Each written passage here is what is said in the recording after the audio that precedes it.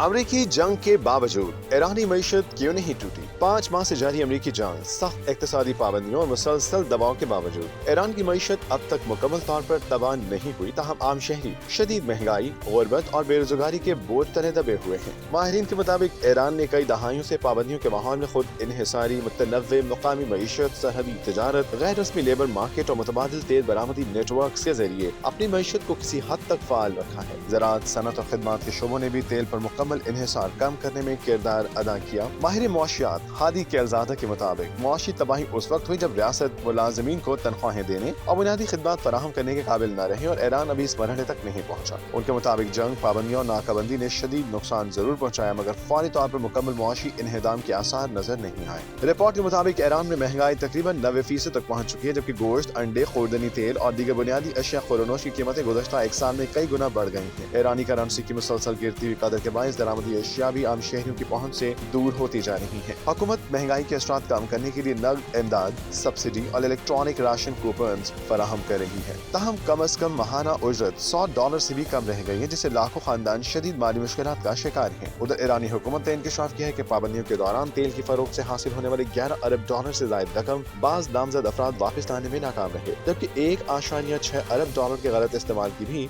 निशानदेही की गई है। मजीद बराम 20,000 से ज्यादा बरामद कुनंदगान तकरीबन 94 अरब यूरो की बरामदी आमदन मुल्क वापस नहीं ला सके। जर्मनी की फिलिप्स यूनिवर्सिटी मार्बर्ग के मुताबिक मुआशियात मोहम्मद रजा फ्रांसगान के मुताबिक ईरान की मईशत के लिए सबसे बड़ा अंदरूनी खतरा बदउनवानी, कमजोर इदारे और सियासी बुनियादों पर मुआशी फैसले हैं, जिन्होंने निजी शोबे और सरमायाकारी को शदीद नुकसान पहुंचाया है। रिपोर्ट के मुताबिक ईरान का मुतवस्सित तबका तेजी से सिकुड़ रहा है और अब तकरीबन 70% आबादी गुर्बत या गुर्बत के खतरे से दो चार है। लाखों खानदान खुराक, इलाज, तालीम और रिहाइश जैसे बुनियादी अखराजात पूरे करने में मुश्किलात का सामना कर रहे हैं। माहिरीन का कहना है कि चीन, रूस और हमसाया ममालिक के साथ मुआशी ताल्लुकात ईरान को वक्ती रिलीफ तो दे सकते हैं, लेकिन पायदार मुआशी बहाली सिर्फ उस सूरत में मुमकिन होगी जब खत्ते में कशीदगी कम हो और सिफारती सतह पर तनाज़ात का हल निकाला जाए। बगैर सिफारती पेशरफ्त के ईरान की मईशत जिंदा तो रह सकती है, मगर हकीकी बहाली के इम्कानात महदूद रहेंगे।